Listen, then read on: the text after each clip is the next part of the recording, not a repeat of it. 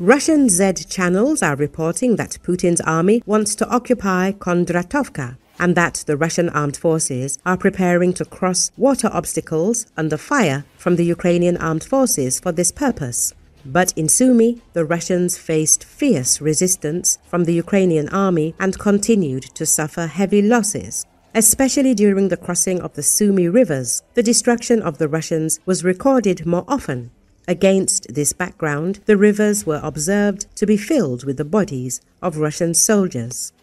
A Russian military blogger, allegedly affiliated with the northern group of forces of the Russian Armed Forces, stated that the command of the 3rd Battalion of the 810th Marine Brigade of the Russian Navy, operating in the Kondratovka area, plans to solve problems related to poor training and unmotivated reinforcements by conducting attacks with numerous assault groups from various directions, including by forcing a reservoir near the village.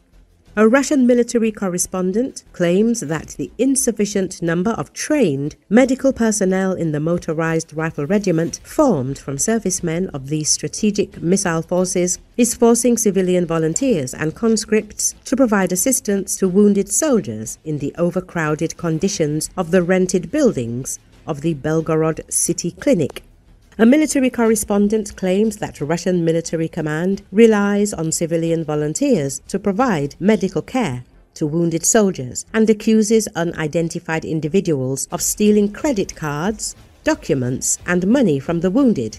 Drone operators from the Russian 1st Battalion of the 217th Airborne Regiment are carrying out strikes on Ukrainian logistics facilities in the Sumy region. Drone operators from the Anvar Special Forces Unit are carrying out strikes on Ukrainian troops and energy infrastructure facilities in the border areas of the Chernihiv region. Ukrainian forces have stabilized the situation in Sumy Oblast and pushed the Russian army further away from Sumy, the region's capital. Ukraine's General Staff reported earlier, Moscow launched its new summer campaign in May, aiming to push deeper into Ukraine's northeastern and eastern regions and disregarding Kiev's calls for an unconditional ceasefire. The Russian offensive's goal is to reach the administrative borders of Donetsk and Luhansk oblasts in the east and create a buffer zone in the border areas of Sumy and Kharkiv oblasts. According to Ukrainian soldiers who spoke to the Wall Street Journal, Russian forces outnumber Ukrainian units 3-1. Large-scale assaults, described within the Russian military as meat assaults, have become a primary tactic.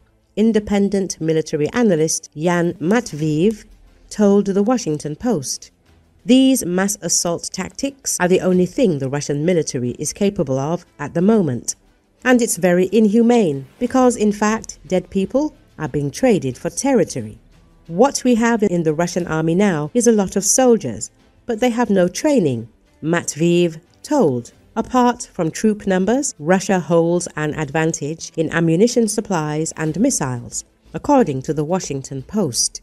However, according to Matviev, Russian forces still struggle to conduct complex operations in Ukraine due to shortcomings in intelligence, insufficient weapons and equipment, corruption, logistical disruptions, and inadequate training. As a result, Matviev believes that while the summer offensive is unlikely to yield a breakthrough for Russia, it could still seize several thousand square kilometers of Ukrainian territory.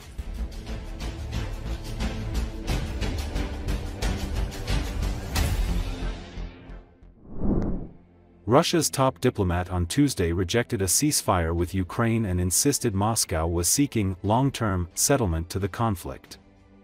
According to Associated Press speaking Tuesday, Russian Foreign Minister Sergei Lavrov said he told U.S. Secretary of State Marco Rubio during a phone call on Monday that Russia hasn't changed its position regarding the end of fighting in Ukraine and insists on reaching a long-term peace deal instead of a ceasefire. His comments followed U.S. President Donald Trump calls on Friday for Kyiv and Moscow to stop where they are and end the conflict following a lengthy White House meeting with Ukrainian President Volodymyr Zelensky. Lavrov said the call to freeze the fighting at the current line of combat in Ukraine is contrary to the agreement Russian President Vladimir Putin and Trump reached during their summit in Alaska. Meanwhile, Lavrov also accused Poland of being ready to carry out a terrorist act after Polish Foreign Minister Radosław Sikorski said on Polish radio he could not guarantee that an independent Polish court won't order the government to escort Putin's aircraft down to hand the suspect to the court in The Hague. Sikorski was speaking about the possibility of Putin's aircraft crossing Polish airspace on his way to Budapest for a meeting with Trump.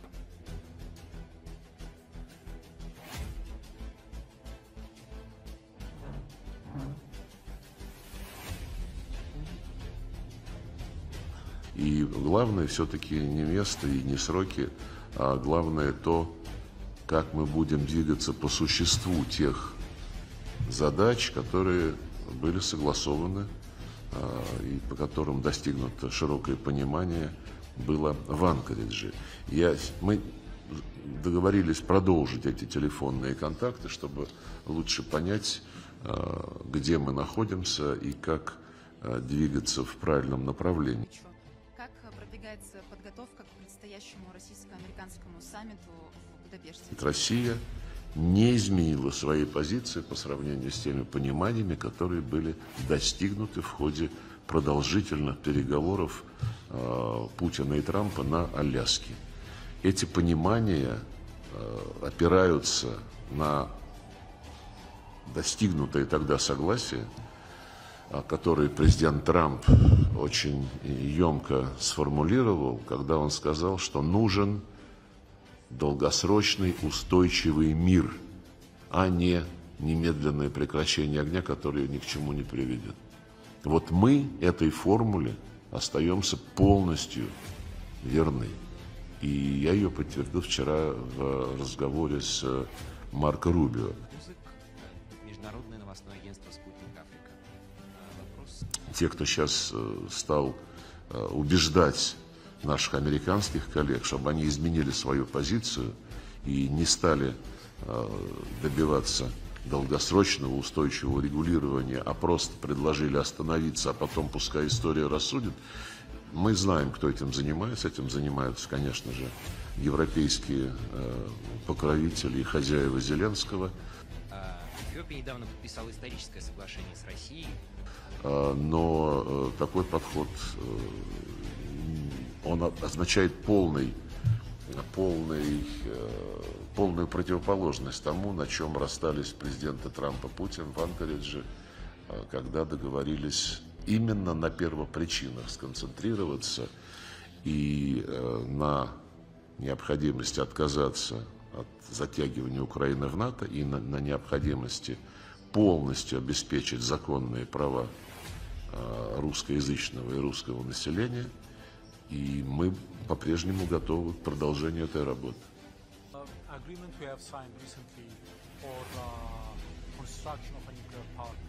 Поляки теперь и сами готовы совершать террористические акты.